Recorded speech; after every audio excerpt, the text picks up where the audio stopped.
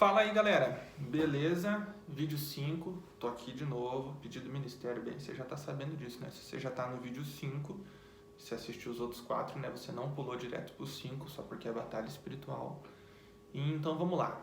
Um exemplo que eu queria ter dado no vídeo passado e não dei, e que pode ser que destrava alguma coisa na tua cabeça, que você tem que entender assim, sobre herança, né? Herança, maldição hereditária, né?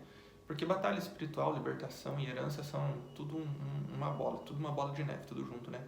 Mas assim, por exemplo, tem um traficante, né? Um traficante, ele está produzindo bens, né? Isso é um traficante na vida real lá, Fernandinho Miramar, sei lá, as pessoas assim, né? Os seus filhos, eles desfrutam da herança desse cara mal, digamos assim, desse traficante. O que eles precisam fazer para se desligar dessa herança? Eles têm que ir lá perante um juiz, né, com um advogado, né, falar assim, olha, tudo que meu pai está produzindo é ilegal e eu não quero essa herança.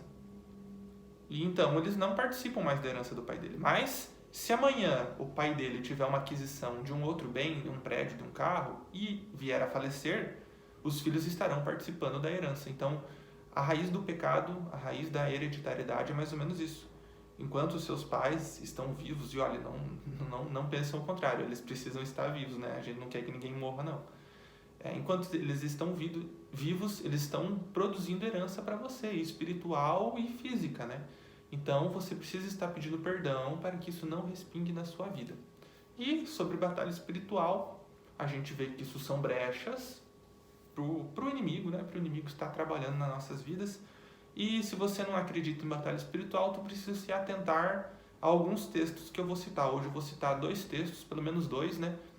Para a gente ter 2 argumentos bem sólidos para estar falando sobre batalha espiritual e libertação.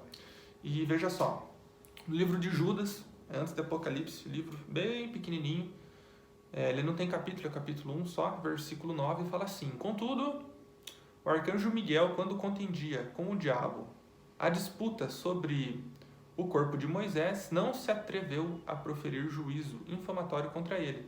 Pelo contrário, disse: O Senhor Deus te repreenda. Então veja só, você consegue ver que tem uma batalha sobre um corpo de Moisés? E essa batalha acontece constantemente sobre as nossas vidas, não necessariamente sobre o diabo e o arcanjo Miguel, mas entre as forças espirituais da maldade e as forças espirituais do bem. Existe uma batalha constantemente para você estar ou não seguindo o caminho correto ou o caminho errado.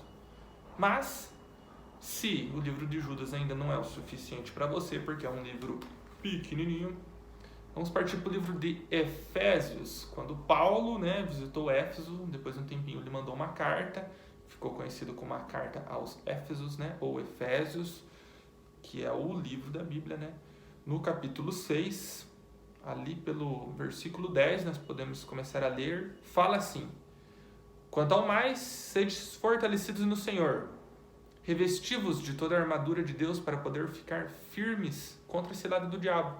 Porque a nossa luta, veja bem, a nossa luta não é contra carne nem sangue, é sim contra os principados e potestades, contra os dominadores desse mundo tenebroso, contra as forças espirituais do mal nas regiões celestes. Portanto, tomai toda a armadura de Deus para que possais resistir nos dias mal e depois de teres vencido tudo, permanecer inabaláveis. E ele vem falando da armadura de Deus. Então preste atenção, a nossa luta não é contra carne nem sangue, existem coisas e a maioria delas são espirituais. Assim como nem tudo é hereditário, nem tudo é espiritual. A gente colhe coisas que a gente plantou. Se você passar 200 por hora ali na guarita da polícia, eles vão multar você, é uma consequência tua, não é uma consequência espiritual. Agora, se a tua família tem sérios problemas com alcoolismo, drogas, idolatria e outras coisas, o teu avô foi assim, morte, herança de morte, teu avô foi assim, teu pai é assim, você tem um filho que você já está vendo que é assim, presta atenção, a tua luta não é contra a carne, não é contra sangue, não é internando, né? Não estou falando que não é necessário internar, mas às vezes não é só internar, é você estar disposto pagar um preço espiritual. E se você continuar lendo o livro de Efésios, continuar lendo onde a gente parou, ele vai dar instruções sobre a armadura de Cristo para você estar se revestindo dela e estar batalhando contra essas coisas. Então preste atenção. Essas duas partes são duas partes bem básicas, né, da cura e libertação. Existem várias maneiras, né? A principal dessas maneiras é a palavra de Deus, porque está escrito: conhecereis a verdade e a verdade vos libertará. Tem gente que acha que precisa cair no chão, rodopiar e fazer um monte de firula, e nem sempre é assim. Às vezes é necessário para estar manifestando a glória de Deus, igual o carinha cego, que a gente leu no último vídeo, e às vezes é necessário a palavra, uma ademoestação, né? Um ensino. Então, encerramos por aqui. Vídeo 5? Perdi a conta, acho que é o 5, né? E o próximo vídeo a gente vai falar sobre o pecado. E aí, será que o teu pecado te leva para o inferno? Boa pergunta, né? Vou responder no próximo vídeo. Um abraço, fica com Deus.